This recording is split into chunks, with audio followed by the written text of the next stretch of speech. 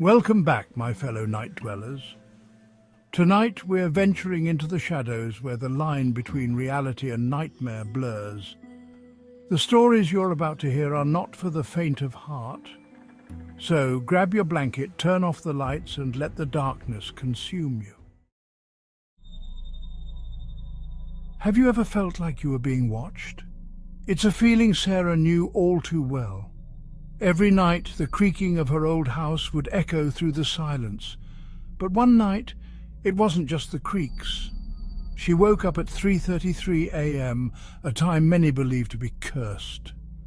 Her heart pounded as she felt a cold breeze brush against her skin, but the windows were shut tight. Slowly she turned her head to the corner of the room where a shadowy figure stood, its eyes gleaming in the darkness. But when she blinked, it was gone.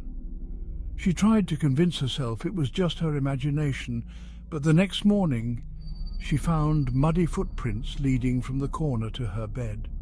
Sarah never felt alone in that house again, but she never saw the visitor until one final night.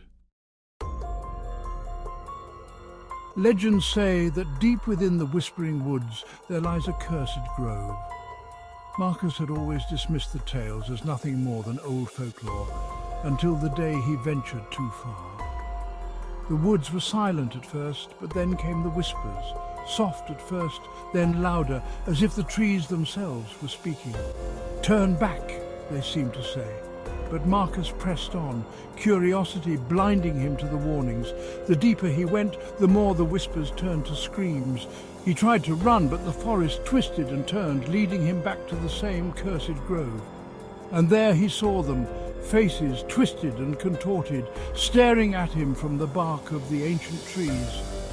They were the lost souls who never left the woods, and now they were calling to him. Story 3. The Mannequin. Lena had always been fascinated by antiques, so when she found an old mannequin at a flea market, she couldn't resist buying it. It was a strange thing, with glassy eyes that seemed too lifelike, and joints that creaked when moved. She placed it in her bedroom, thinking it would add a vintage charm. But as the nights passed, she began to notice something strange. The mannequin's position would change slightly every morning. At first she thought she was imagining it, but one night she left her phone recording while she slept.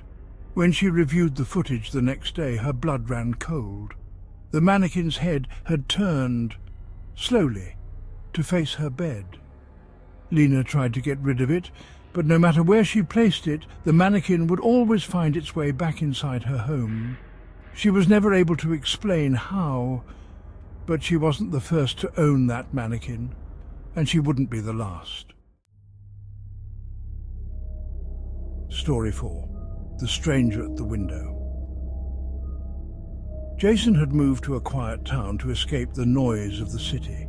The house he found was perfect, secluded, surrounded by woods with no neighbors for miles, but with solitude came a creeping unease. Late one night, as he sat reading by the fireplace, he heard a faint tapping on the window. He looked up, but saw nothing. He dismissed it as a tree branch in the wind. The next night, the tapping returned, louder this time. Again, he saw nothing outside, but on the third night, when the tapping began, he saw something, or rather someone. A face, pale and expressionless, staring in through the glass. Jason froze, unable to move. The figure didn't knock, didn't speak. It just stared. Then, slowly it smiled, a twisted, unnatural grin. When Jason finally mustered the courage to approach the window, the figure was gone. But the next morning he found something chilling. Written in condensation on the glass were the words, "I'm still watching." Camera cuts back to Daniel on camera. Daniel, calm yet intense. Some say the dark holds nothing but empty shadows. But what if those shadows are more than just darkness? What if they're watching, waiting for you? Daniel whispers, "Sleep well if you can." End screen fades in. Thank you for joining me in the shadows tonight. If you enjoyed these tales, don't forget to like, subscribe, and hit that notification bell to never miss a new story. Until next time, stay safe, stay scared. Fade out.